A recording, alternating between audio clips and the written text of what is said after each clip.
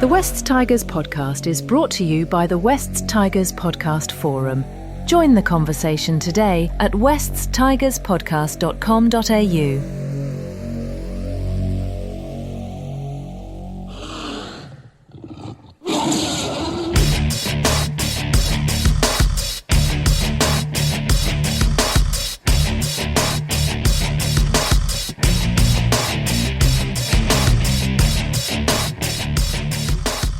Episode number 469 of the West Tigers podcast and midweek pod. Nick on death's door, apparently, not feeling so well, may not last it through the pod. Ambulance, paramedics might come in and take him away at some stage. Is that right, Nick? Yeah, they're all on standby, Joel. On standby, okay. But no, I'll battle through. I'll make it. You're a trooper. You have to be. If you're a West Tigers fan, you have to have, you have to be pretty strong inside, I think, intestinal fortitude to be a Tiger. Jordan, how are you? We haven't spoken since the game against the Bulldogs. I thought we just might do the usual customary, get your thoughts on that 22-16 win. What does it tell us, do you think? Yeah, no, I'm well, thanks, Joel, and happy birthday to yourself and Declan throughout the week as well. So it's, another year around the sun. Yeah. It was a gritty victory. I think that last 15-minute period showed a lot of character. Considering, I don't know if actually anyone can confirm the stat, but the Bulldogs didn't give a single six again throughout the entire game, and I don't know if any other team's done that since the six again rules come into place. But we got the bounce of the ball, but it's nice to actually have one of those games where the Bulldogs won every stat bar the scoreboard, and we were the recipients of the 2 points, where it's normally the other way around. So it's a shame Twall's gone for a bit, but it's got to be that next man up mentality, and we've just got to continue on with a much, much tougher game against Penrith this week. 100%. It's nice, Josh, to see another team sort of in the eye of the storm when it comes to discussions around unhappy player squads. I think Parramatta's going through a little bit of a boardroom issue as well. Let's touch wood that West Tigers stay out of the headlines for the wrong reasons, but that has been something that's been mostly very refreshing about this year, is that we've been pretty much out of the headlines for the wrong reasons, mostly. It seems like ever since January hit and we got over the issues just before Christmas, it's been a well-run organisation, which is not words you've ever used describes of the Tigers, and especially by this time of the year, or halfway through the year, and we can still use the words well-run organisation. So, signings, sponsors, wins. It's a very strange feeling, but one I'm quite enjoying this year. So, yeah, very good, nice. Very good. Let's keep it that way. Exactly. It is nice staying out of the headlines for the wrong reasons, but just quickly back on Parramatta, did you hear they're actually battling against a podcaster? It's the club versus a podcaster. I saw that on Tony Adams' thing this morning, yeah. Yeah, apparently the podcaster's for years been receiving inside mail, and he's been leaking it with, apparent consent of the club, but apparently there's been a few things that have gone down that the club's not happy with now. So wow, the club versus the podcaster. Very interesting. So look out, boys. Do they have one podcast or 18 podcasts like the West Tigers? I'm not sure if they've got as many as we do. I think it's their main one because they've got something like 6,000 followers or something. So, I read that same story. It's quite intriguing because apparently they broke that Adidas was going to be the main apparel person before the club did, and it's rubbed people the wrong way. Right. So... Well, then maybe they shouldn't have leaked the information in the first place. Like it's never the media's. Yeah, that's it. It's not like the media's fault when you leak something. So you don't leak. Nobody ever leaked bad news. Sometimes they do in politics to water it down a little bit. Just a question without notice. Just talking about Parramatta. It's 2026, 26 years in. If we'd merged with Parramatta, I know it's all hypothetical, but what do you think it would be like? Do you think you'd still be a fan? Do you think it would have been a happy marriage? How do you think that would have panned out? Nick, what do you think about that? Because, we are neighbours, but we also hate them. Yeah, we hate everyone, don't we? Yeah. These days. Just some more than others. Yeah. Yeah, exactly. Oh, I guess all the rumours when it first happened, or the talks in the late 1990s about who we were going to merge with, when the theory was that Balmain and Parramatta were going to merge, that they'd become the Parramatta Tigers, but then there were very quickly rumours that the Parramatta side wasn't too keen on losing the colours and how that would have worked, and then there was also talk a little bit later about it may end up being a potential takeover, a bit like the Northern Bears or whatever they used to be called, Northern Eagles. Yeah, Northern Eagles. So I think we probably made the right decision. Thinking back, I wish we had been a bit more successful in our 26 odd years of NRL with as the West Tigers, but you can't change your past. So it's just funny to think how life would be different. And life is like that, isn't it? If I made that decision, what would my life be like now, 20 years later? But it's just sort of funny to think about. We would have been on that whole other tangent, and we might not even be fans anymore of the Tigers, per se. And there may even be some Parramatta fans, Josh, that wouldn't be so upset that they haven't won a comp in 40 odd years.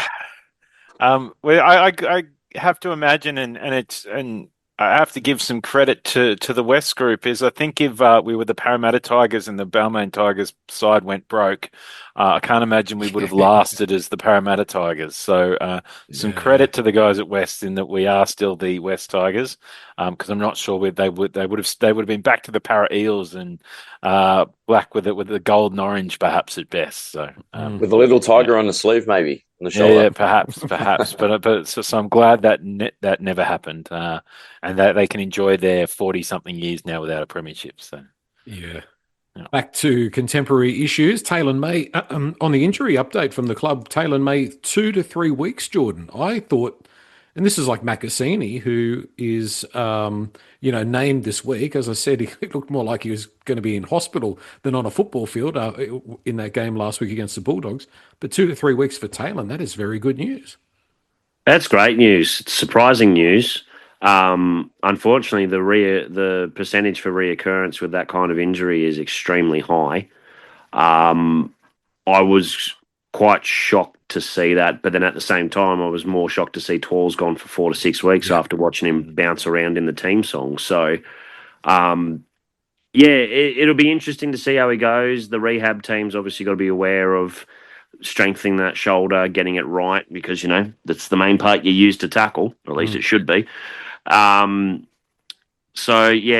be keen to see how he actually pulls up.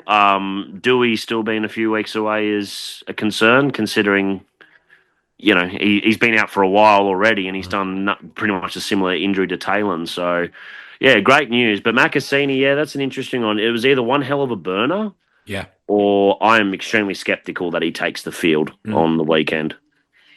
Gordon, just on Twally, did you notice during the team song, like you said, he was bouncing up and down, but the more the song went on, he quickly stopped hopping up and down, and then he limped away at the end. So maybe he had a bit of endorphin rush. A bit of an adrenaline rush. It's 4 to 6 weeks for an MCL. That's the high end of it. So he's it's an unfortunate, but I am keen to see how Charlie Murray goes.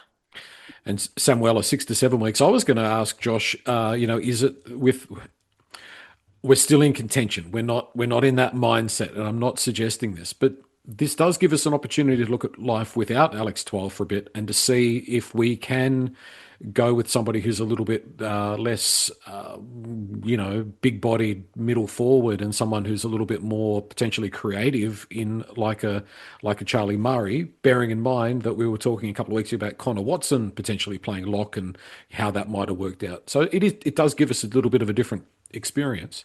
Yeah, it'll be a different view. I mean, I'm not sure, Charlie Murray played well in the trials, and I think he did all right last year. He does play a different game. He's probably not quite as big, runs a little harder, can kind of jump into dummy half a little bit there too. He's more that kind of lock. I'm not sure about more creative. I mean, we all saw Alex Twal set up a try for Hunt. So, but yeah, look, it'll be interesting to see how Charlie Murray goes. I think we'll get onto it later, but I think it might give Latu a chance to get some more minutes on the field this week too. Maybe Charlie Murray plays kind of the first 20 minutes and then kind of takes that early contact and then gives us some opportunities. Maybe it's Gaia moves to lock. Maybe Latu comes on and moves to lock. So I think there's some flexibility around how that looks this weekend after the first 20. So, but good defensively, I think, which is probably the reason for himself and Mav starting. Is it's probably our solidest, given who's available, our solidest back row from a defensive point of view. Yeah, we'll look a little bit more in depth at the team named against to take on Penrith on Sunday. And you're right. I mean, I did do him a disservice there by talking about creativity, because Jordan, that is something that Alex Twal's game has certainly developed, is that offload and that ability to be that link man. Yeah, he's. I think he's in the top 5 for offloads for what I understand. But yeah, he's creating a lot.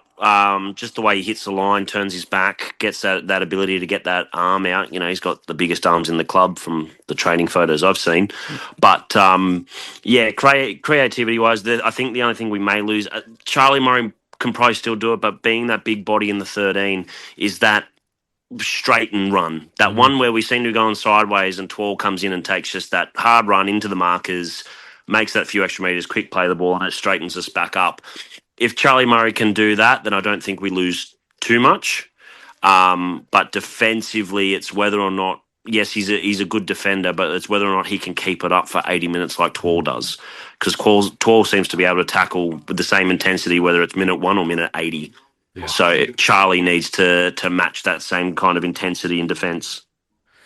Well, we'll circle back around to the Penrith game. Just a couple of discussion points that I thought we might touch on, because it's something that's sort of been timely. And the guys on Tiger Town also were talking about this a little bit, Zach and Toby. Latu Fainu and his development. Are we doing him a disservice the way that we are using him, in that we are... You know, it's no secret. We've been chopping and changing his roles, how he plays, where he plays, all of those things. Nick, I think it's got to be some sort of factor in his development over time. Like, he was brought here to be a 5'8". He had Galvin in front of him, and then he was shuffled around. And then, of course, he had Luai there as well. Javon Andrews, most people are sort of saying that Javon's probably next in line for 5'8". How do you see Latu working out? And do you think we're kind of stifling his development, and we'd be better off maybe having him more in New South Wales Cup, playing and plying his trade in one particular position? It is an interesting one, isn't it? Because I think he was brought here on a 4-year contract. I think he's in his 3rd year now, on decent money too for a youngster. Excuse me, when he joined. I know that he's been touted in the past as the long-term number 7 or a future number 7, but I haven't had much of an opportunity to watch him at 7. I think there's been opportunities to name him at 7, especially the last couple of weeks. But I guess, you know, Jock's doing a reasonable job, and he got the win last week too, which is great. But you're right, it's hard, right? Because he's only young and he's played predominantly off the bench, a little bit of 13. I have liked what I've seen from him at 13. He's a very different 13 to what we've had, especially with Alex Twal and Alex Seyfarth and whoever else has jumped in the 13 jersey for Norpole over the last few years too. I think he's a really good strike weapon in attack. He's very quick. He knows how to hit a hole. He's a hard runner.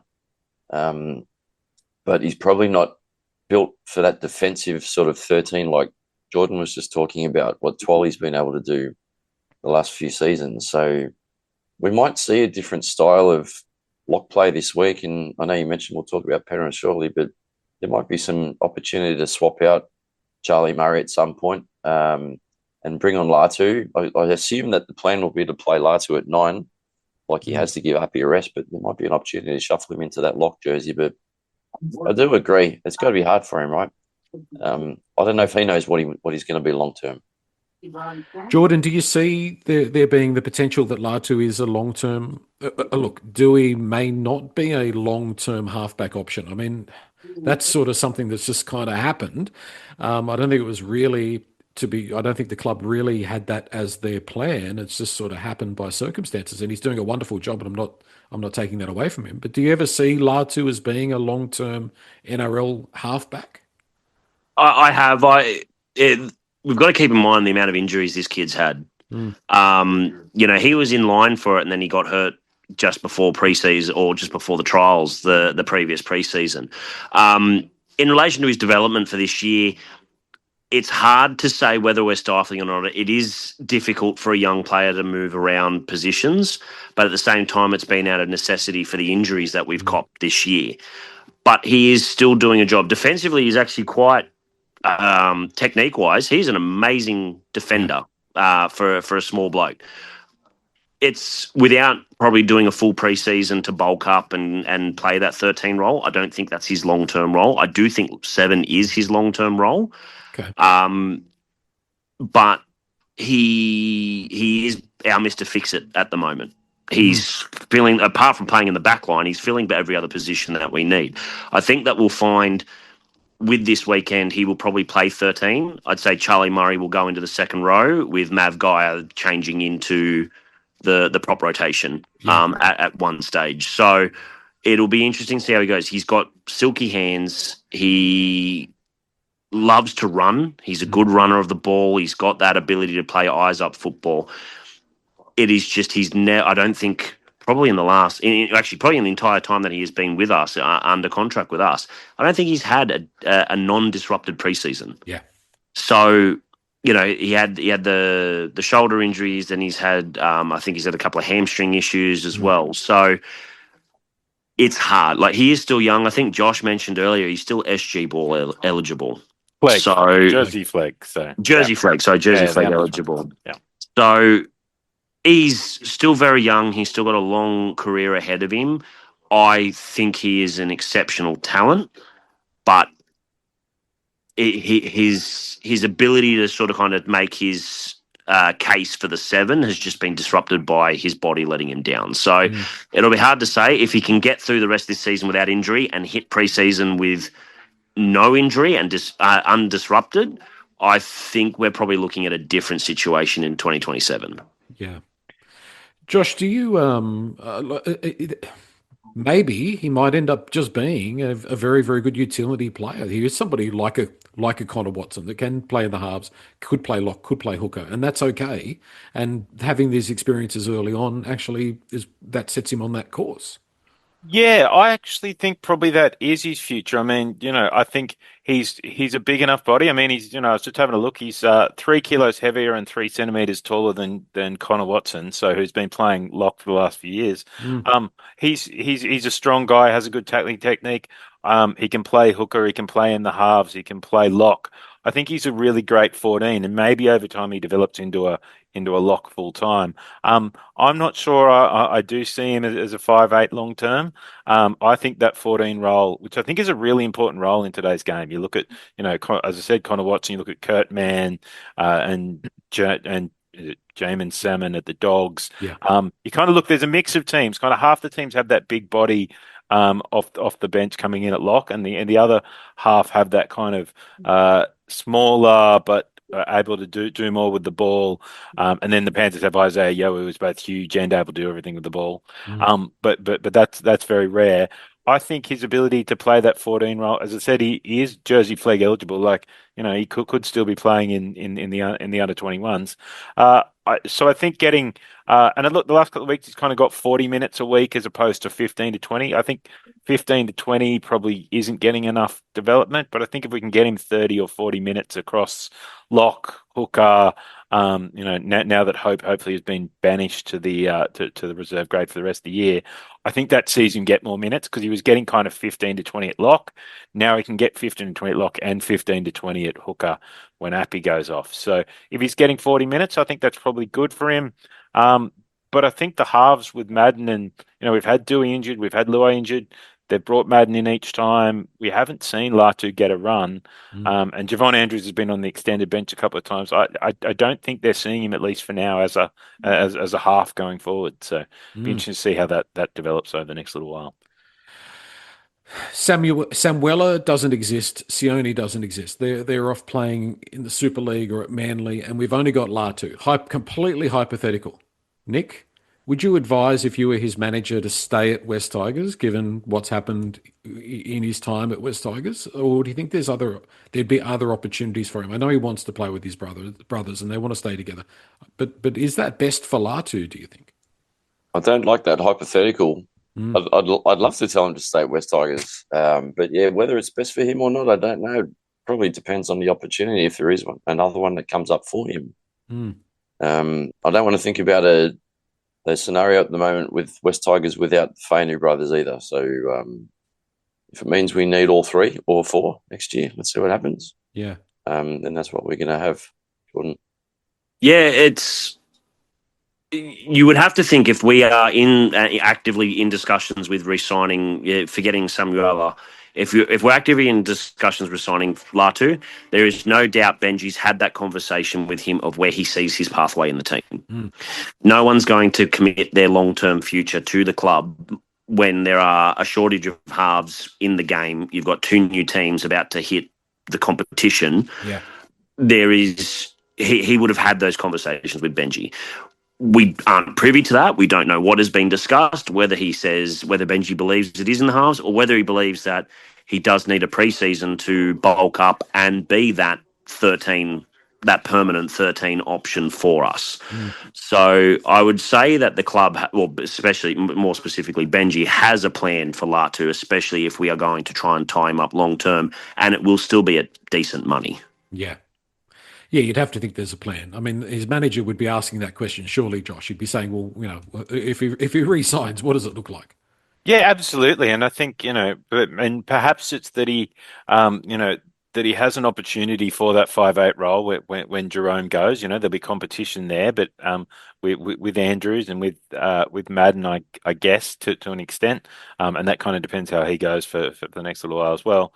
But maybe the discussion is, look, there is an opportunity at 5'8", but even if you don't make that opportunity, we have a really central role for you in this 14 role, which is really important in the modern game, especially if you can play hooker and lock and halves, kind of you're covering multiple positions.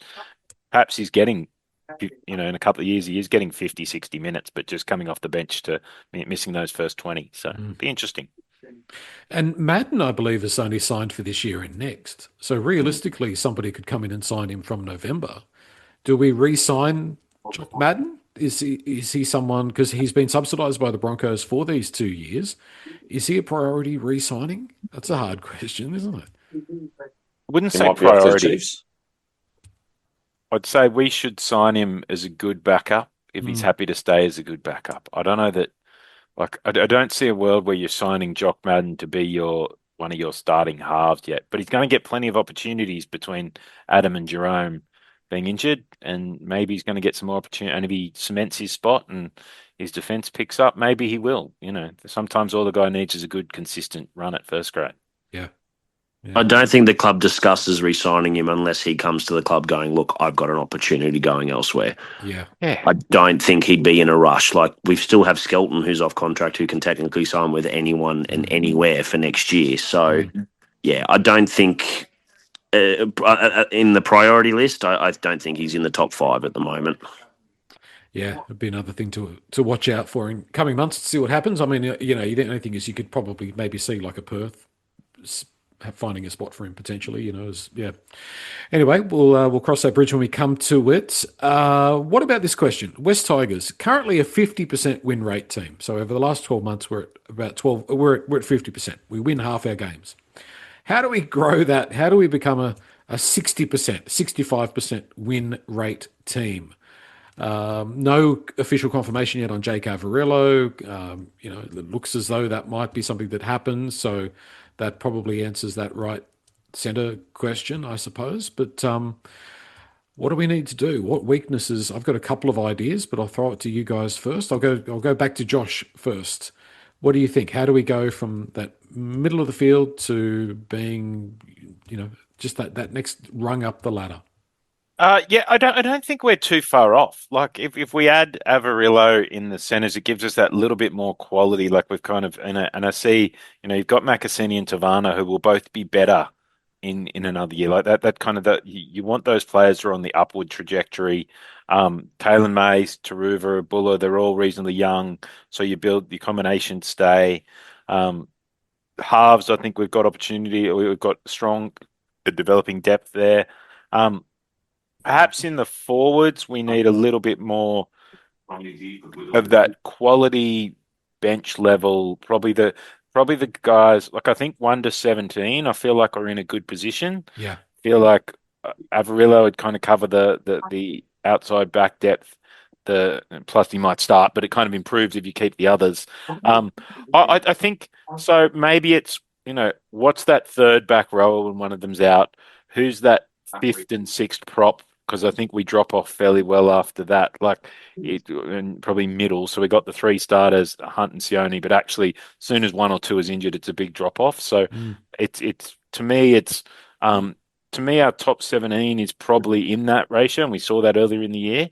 And it's not depth through a whole 30, but it's who is your next man up in every kind of like middles, edge, outside backs, and then spine. So do you need a better hooker? You need another prop. You need another second row, but not stars, but actually how do you bring through the guys who are not 19, but do you keep Ethan Roberts, you get Haywood in a couple of years. So maybe it's not new signings, but it's making sure we keep the guys and develop the guys that are coming through that are probably a little young to be good first grade replacements at the moment. I think that's where we get to that 65-70% for me. So yeah, it's not so much outside signings. It's positions in the roster from 19 to 25. Yep. If we can, 25 to 30, who cares? Like every team's going to have weakness at 25 to 30. It's that next little gap there of, that's my call. With the hope that most of those positions fill internally, but those positions filling internally means you're going with people who don't have a lot of experience. Yeah. So it's that walking that fine line all the time. I think, Jordan, we're missing a prop. I wouldn't mind a prop that takes Pole's starting position and pushes Pole back to the bench. Yeah, just to echo something Josh said, it is depth. We are lacking those middle forwards to cover injuries. We need a couple of journeymen, not necessarily on the other side of 30, but those ones that are playing regular New South Wales Cup but can come in and do a job in first grade if needed. Our depth has definitely been testing the outside backs. Avarillo will help that. Patrick Herbert signed on for next year. We probably need one more in the backs, and then we definitely need a backup hooker. We need a backup utility kind of that 14-style role who is more or less for New South Wales Cup, but that can come in and do that job because Hope isn't the answer. Haywood's still very young. So, and that's what concerns me if Appy gets selected for Origin 2. Yeah. Is we're going to go back to Hope. I'm hoping we just work with Charlie Murray and very short-term contract. Yeah, Latu Fainu and stuff for the hooking role. But we definitely need one more prop. We need another. Like you got to Tapau Moores, who's coming through. Yeah. I expect him to probably make his debut in the next 12 to 18 months. Yeah. But again, still very young, very raw. But we do need another. Bunty Afoa for me was meant to be that. He seems to be out of favour to a degree, but we need one more. We need another journeyman forward who will come and do that job for us. But honestly, think about it. I can't actually think of anyone that sticks out for me that I'd even be chasing. So depth is something we need to address. That you're 100% right, Josh. That sort of kind of 19 to 25 need to be first grade standard. They need to be players that can come in and do the job and not just be stopgaps because we've got too many injuries. Yeah. It's a very important little period of time, I think, for the club, Nick, because we've gone. If you look at the Richo meter, we've gone from poor to terrible to poor to average. We're at sort of average, showing signs of going to that next level. We don't want to undo all this good work. We've got a good solid core, but I think that's going to be the big task over the next 12 months is getting those options, as the boys say, guys that can come in and do the job. I agree. I just want to make a quick comment though. Like Jordan, you mentioned that Jared Haywood is very young. I just had a quick look. So he's 19. He'll be 20 in December. So he's young, but he's not. He's not like as young as what Galvin was when he debuted, right? So he's old enough. I would expect that we'll see a fair bit of Haywood next year. It's looking like this year, maybe not. And again, I haven't seen much of him. I've seen highlights.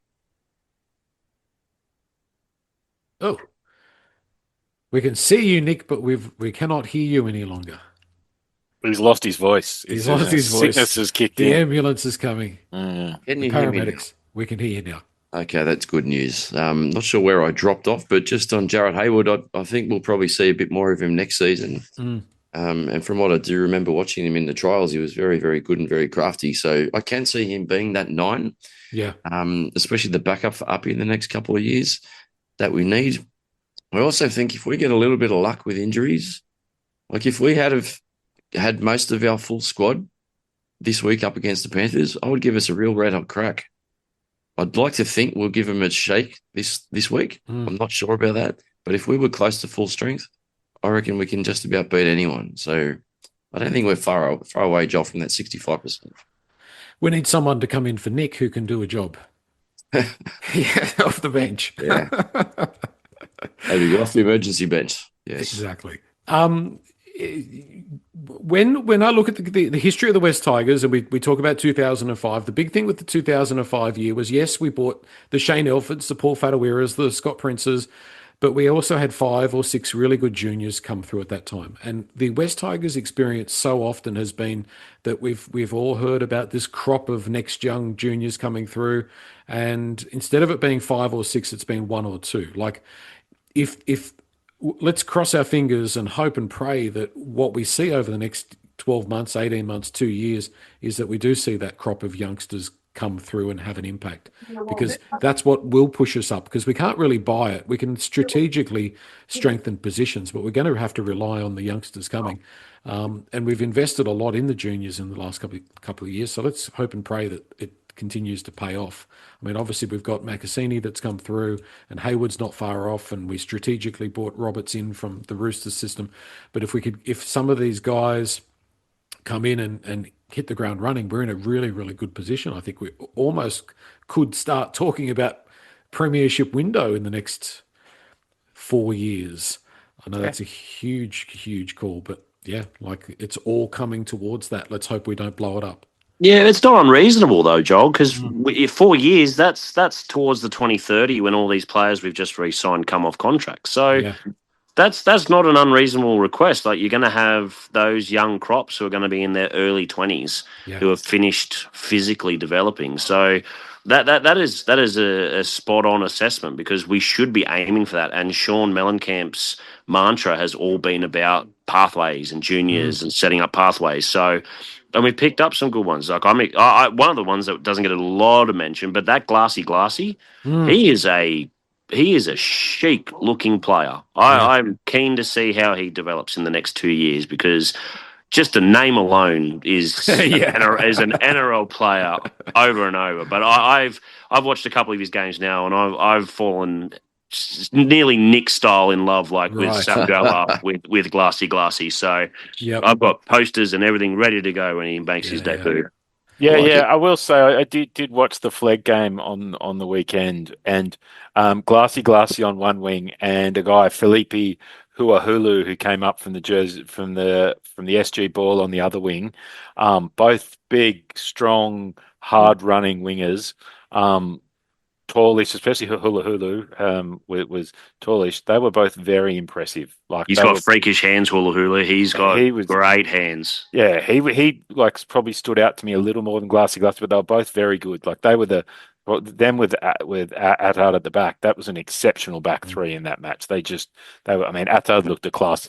Been playing cup. He was a class above the Flegg level. Like, he was too good for that. But all three of them were exceptional, with Hayward in the middle. Like, that they beat the Bulldogs team, and it only ended up 26-20, but we probably should have won by more. It was kind of there were, I don't know, we always looked too good for them on the weekend. So yeah, lots of good signs in a Flegg team that's coming second on the ladder. So our juniors are starting to pay off. So good news. Attard goes into a top 30 position, I think, next year from memory. Yeah. So how does that play out? Does he play some wing? Does he take Skelton's spot? That's what I was just about to say. I think he takes Skelton's spot. I think that's why the club hasn't rushed in to sign Skelton. I think Attard comes in and plays, because now that Bull has re-signed for another 4 years. I think Attard's pathway is going to be wing, potentially centre. He's big and strong enough to play that kind of role if he fills out a bit more. But yeah, I think he plays wing in first grade for us if he hangs around. He's got a good boot on him too. You should have seen him. Like, he hasn't been kicking in New South Wales Cup, but in Jersey Flegg he was doing the long kicking, and he was smashing it downfield. Like, he did the goal kicking, not so good, but yeah, he was definitely giving it a whack. So, it was interesting seeing him at that kind of slightly lower level. He was just looked way too good for them. So yeah, very interesting. What about one out of left field for going from good to great? is there anything we need to do in the coaching stakes? Do you think? Is there any the coaching team looks stable, and I'm not saying get rid of Benji. I'm not saying that, but is there the potential that we could bring somebody in that adds something that we don't currently have? Do you think somebody from outside the organisation that changes something, or is that something, Nick, that you think might be worth investigating? John Morris, Brett Hodgson doing a good job, obviously, but is there an opportunity there just to shake things up a bit in a positive way?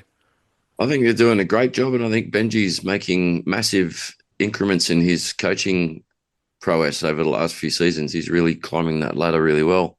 Can we get Wayne Bennett over to the club? I think he'd work really nicely with Benji. But no, I don't know, unless you can come up with some masterminds that can really read into the way other teams play and help Benji with coaching strategies. I'm not too sure if I'd be too tempted to play around with it. I know what Benji's like. We all get that kind of idea what Benji's like. He likes to have his tight-knit group around him, those guys that he can trust. So, they've all made huge progress this season. I think we were defending brilliantly until those 3 losses in a row. And that did come back again against the Dogs. I think we're really good, especially in the first half, and especially closing out that game as well. Showed how good we were defensively. So, yeah, I'm not too sure what you change. Unless someone like Bennett came along, which isn't going to happen, but I don't know, he'd put alongside Benji. Someone who's very technically minded, but also doesn't want to be a head coach. Very hard to find. Yeah. I heard a rumor that Pat Richards was going to be the general manager of football. He is. I can tell you. Well, it's not confirmed, but okay. I can tell you from the horse's mouth it is. I know Paddy really well through my job. Yep. And yeah, he left his long-term employment to go and be the GM of football for the West Tigers. Right. Okay. Just hasn't been confirmed Hasn't been confirmed yet, but he isn't around the club at the moment. But yeah, he left his job of 10 years to go and take up that role. Okay. Good. Well, that's another change, and I can only see that as being a positive, because he's, by all reports, has a huge amount of credibility and a huge amount of, a lot of people have got a lot of respect for him and who he is as a person. And isn't it funny how we're just talking about having a winger having a huge boot, and then we're talking about Pat Richards. When I think about Pat Richards, aside from obviously the grand final, I think about the dropouts and the kickoffs, the kickoffs, yeah. And credit also to Shannon Gallant, who's the recruitment manager. Yep. Like, he's, from everything I've heard, especially out here in the Southwest, like, he is really, really pushing hard with a lot of the juniors and keeping in touch with families and prospects of young kids. And really, I think the best line I heard from a dad of a kid who's in the system at the moment was like, he is making the young kids feel seen. Yeah. That's good. So that's credit to Shannon Gallant, because he's putting in a lot of the miles to get that position sorted. And that is to say that I wouldn't be surprised if there's people who reported in the past of feeling like they're not being seen. 100%. There were kids that were promised the world and told that they'll be looked after, and then they're just crickets. Yeah. Nothing. So yeah, we've lost a lot of juniors over the years for that exact reason, but he's fixing that. He's mending that bridge. Mm. Dare I say it, we are a development club. We need to get that right. That's the aim. Okay, the Penrith Panthers this weekend, Sunday, 2 p.m. at CommBank Stadium. The Panthers are absolutely unbackable red-hot favourites for the game, $1.16 the last time I looked. On the St. George Illawarra podcast, I'm sure there's one. There might be 19 or 20 of them, as there are with the West Tigers podcast. I know it's being repetitive, I know. But on the St. George Illawarra pod last week, they were probably saying, we're going to struggle against the Broncos. We've got to go up there. We're no chance. But it can happen, Josh, can't it? I mean, this is not a bad team that we've named, albeit Penrith very, very strong. Yeah, look, it's a good team we've named. Like, there's obviously still some guys out, but I don't think it feels a little stronger than we were a couple of weeks ago. We've got Appy in there, which obviously makes a huge difference. The back row, the couple of injuries in the back row still affecting us. I think the halves worked probably the best they had since that combination came together last week. Yep. And look, I think the Penrith style, weirdly enough, like it's not necessarily about us winning, but I think the Panthers style of football is one that actually, and they talk about styles make fights. I think that's one that works for us. I don't think it's necessarily, there's some other teams where just the nature of their players, the heights, the type of play they play where it's a bit more ad lib. I don't think that necessarily works for us these days. But I think Panthers are a very repetitive side. They just keep doing the same things, but they do them very well. I think that probably works for us, and we can kind of compete, and that's what we've been doing a lot of this year is doing that pretty tough. So I definitely think we can keep this close, and then you've just got to take your opportunities. So, yeah, look, I think obviously Panthers are, almost unbeatable this season, but again, I don't think to some of the better teams, they're not necessarily dominating. If we get them on an off day, it's there's a lot of ex-Panthers in the Tigers side, so we'll be up for the fight. I mean, that's what I think. We're expecting. It's a Sunday afternoon. It'll be sunny. I think the boys will be right up for this. So, I'm feeling more confident. Definitely more confident than I was at the games before the bye. So, the Dogs win was a good sign. We've been talking about Toa being busted, but it looks like, Macassini, as we mentioned earlier on the pod, some people saying, the feeling that he's not going to be playing, and Toa's coming in, and Toa's only got one arm. Jordan, do you see that happening? Do you see Macassini not playing? I'm skeptical. I'm very skeptical. It happened right in front of me when he got hurt, and then we were sitting behind the bench, and he didn't look good. Like, he was carrying that arm even at the end of the game when they were looking at fans and stuff around after the game had finished. He was still carrying that arm quite protectively. So I would be very surprised. I will give Stafford Toa credit. Like, there was especially one tackle, I think it might have been a non-Sherry. Yeah. He stepped up defensively in that last 10 minutes. Yep. Like that tackle on Sherry, I dead set thought he had super glue on his hands. I don't know how he held on to him, and he hit him right around the hip and just brought him down. But if he can keep that up, then it's not as much as a concern. As Josh said, with Penrith being repetitive, you know what you're going to get. You've got to work them over the middle, and you need to play second phase. The offload, they hate teams that offload. They hate Penrith's defensive structure is controlling the ruck. Yeah. They control it. They suffocate you. They basically make you go where they want you to go. And a lot of them have their back turned with that second phase football because they expected to shut down when they make first contact. So, which is really a shame that we don't have Tall. That is probably one of the biggest losses we'll have with it because of how he offloads. But if I'm Benji, I'm telling my forwards, look for the offload. Like, obviously don't force it. We don't want to give Penrith too many opportunities with errors, but we need to play second phase football to really disrupt how they defend. Yeah, some very, very good points. I like our bench to a degree. I mean, Latu is obviously there and will come on most likely for Appy. Royce Hunt, Roberts, Bundy Afoa. I mean, there's a fair bit there. Obviously, Alex Seyfarth, and we've spoken about Alex Seyfarth a bit in the last week, but he could come on in short stints and tidy up the middle of the field, Nick. I think if there's one area where I reckon we can match them, it's on the bench. Yeah, actually, I could see Alex Seyfarth coming on and rustling a few feathers if need be. Might be able to get under Nathan Cleary's skin or someone from that Panthers team. Maybe one of the younger fellas. Casey McLean, I'll tell you what, he's a dangerous player, but I was watching the highlights. Easy to upset. He gets very, very fired up, Casey McLean. But type of person you target. Yeah, I don't want to encourage, unsportsmanlike play, but I guess Alex Seyfarth, that's that type of play. What are you shaking your head for, Josh? You're all for it? Against the Panthers, I'm all for it. Give it to them. Exactly right. We've got to do something different to beat them. So, like you've all just said, Penrith are so professional. And even if things aren't going their way, look at the way Nathan Cleary took charge in Origin last week. Like, he went against the game plan and just took that game by the scruff of the neck and basically won it on his own. But look, Penrith can quite easily put points on us on the weekend. But if we can get in the fight, and we need to do what we did against the Dogs, we've got to come out and dominate early. We've got to have a really fast start. Thank God Uppy's playing. Uppy needs to have another blinder. Hopefully he can lead that line speed in the first 20, 30 minutes like he did against the Dogs and get Penrith backpedaling a little bit. Because I can just see if we don't get on the front foot, and start eating those meters up the middle, Nathan Cleary's just going to kick us in the corners, and it's going to be very difficult to get out of our own half. So it's a very tall mountain to climb, but you never know. Luai had a good game last week against the Bulldogs, but I think this would be one that he would be wanting to not prove a point because the Panthers did anything wrong by him, but just getting one up on them, I think would be one that he would like to get, Josh, just to, playing against his former team where he won the premierships, up against Nathan Cleary. Like, I think there's a fair bit on the line for him in this game.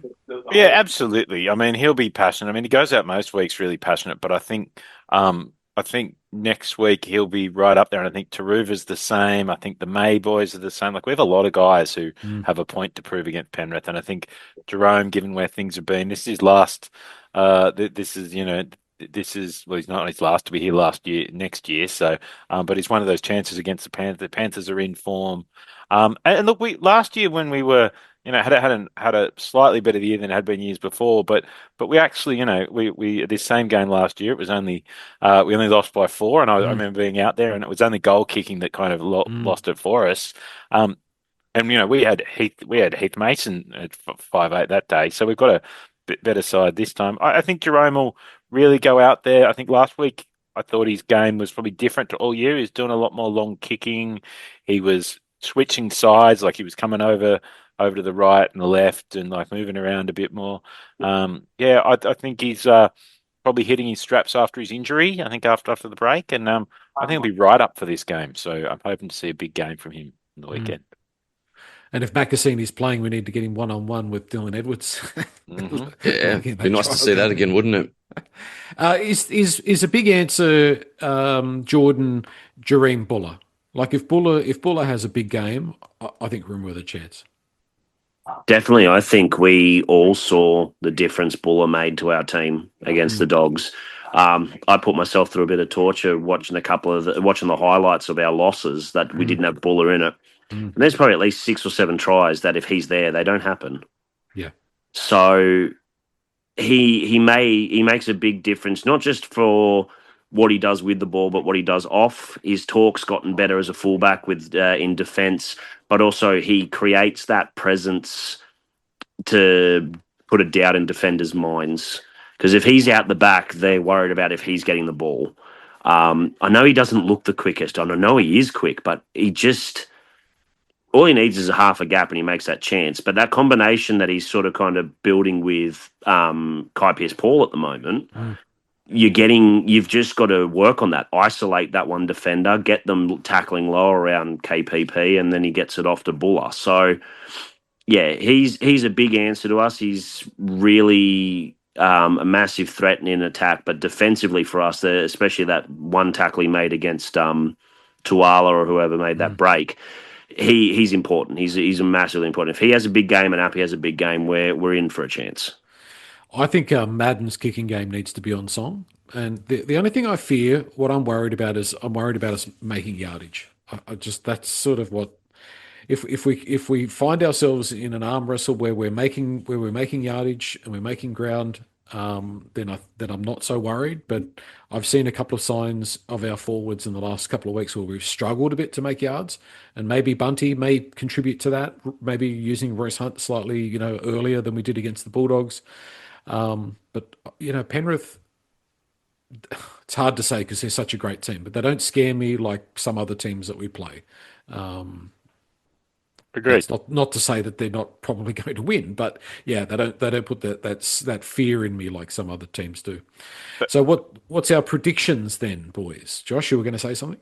Yeah, I was going to say Penrith grind you down, which is kind of the style we were trying to play in the first 6 or 7 weeks and playing really successfully. I think they're the same, and that's to your point, Joel. They don't have. It's not like you're worried they're going to come and blow you away with 40 points in the first half.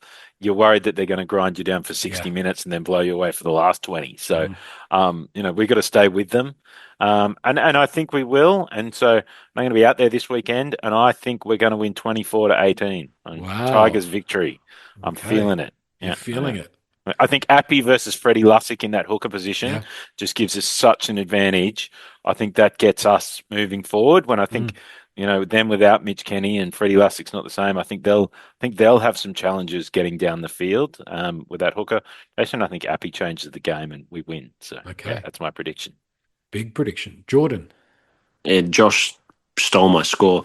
Yeah, I think it's going to be a grind. Yeah, you're right about we have to stay with them, and Penrith do like to do their damage towards the back end of the game. Funnily enough, I'm actually more confident about this game than I was against the Bulldogs. Yeah. What a weird world we live in, eh? I know it's bizarre. Yeah. I'll go 26-20 just to be similar to Josh. Okay. Nick, what are your waters telling you? 24-16 Penrith. To Penrith. Okay. I can't see us winning. I hope we win. I just think we've got a couple of too many key players out. If we had Samuela, if we had Twally, if we had Dewey, yeah, big chance. I'm feeling good about Mav Geyer on that edge this week against his old side, against his, the club he's been at for a lot of years. I reckon he will have an absolute stormer out there on the edge against his old team. I liked him in the game he played the other week. I actually thought he made a good impact when he played the other week, starting in the second row, and as you said, against his old team. I'm keen to see how he goes. Me too. I think 30 is the winning score, or 32. I think something like 32-22. I'm going to go 32-22, but I don't think it's going to be us.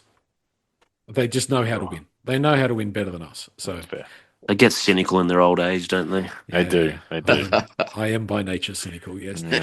All right, well, we'll be back on hopefully on Sunday night with a post-win edition of the West Tigers podcast, but it'll at least be a post-game edition of the West Tigers podcast.